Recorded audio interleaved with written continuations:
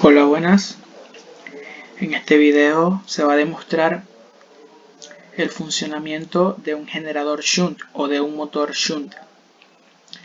Este se caracteriza por tener un devanado en derivación, cuyo devanado está en paralelo con la armadura del motor generador de corriente continua.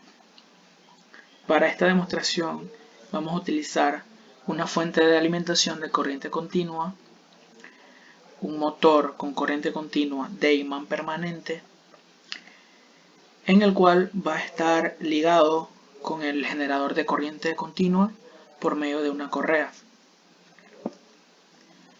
La fuente de alimentación va a estar conectada en positivo y negativo con el motor de imán permanente de los terminales variables. Luego de esto, como dije anteriormente, va a estar ligado al motor de corriente continua. Este va a estar conectado paralelamente o en paralelo con el devanado shunt. Luego mediremos sin carga el voltaje que determina este motor, y luego haremos algunas pruebas con carga.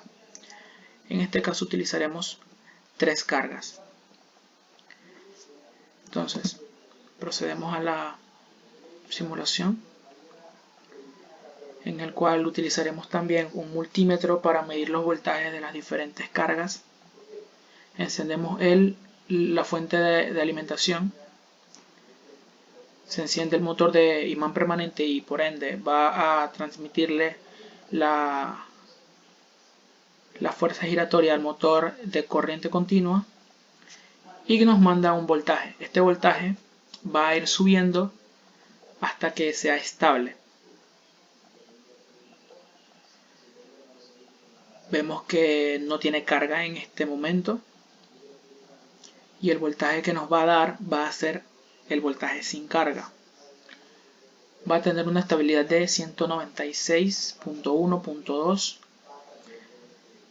voltios. Luego encendemos la carga de 300 ohmios. Recordemos que a menor resistencia, mientras tengamos menos resistencia, va a consumir más potencia. Ahora, el voltaje va a disminuir alrededor de 176, 175.5 y esperaremos hasta que se estabilice con la carga de 300 ohmios. Va a ser alrededor de 173.2 más o menos. Esperamos a que se estabilice totalmente. 173 voltios. Luego le agregamos la resistencia de 600 ohmios. Recordemos que como está en paralelo con la carga de 300 ohmios, esta se va a sumar y por ende nos va a dar una resistencia menor.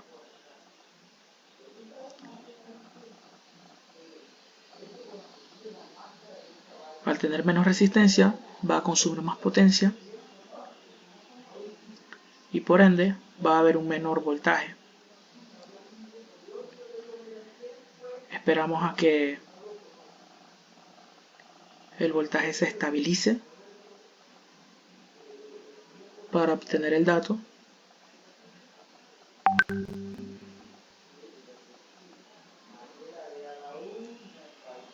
Y nos da alrededor de 154 voltios. Ahora apagamos la carga o retiramos la carga de 300 ohmios y de 600 ohmios y le agregamos entonces, le añadimos la resistencia de 1200 ohmios. Y vemos que nos va a dar un voltaje bastante cercano al que tenía sin carga.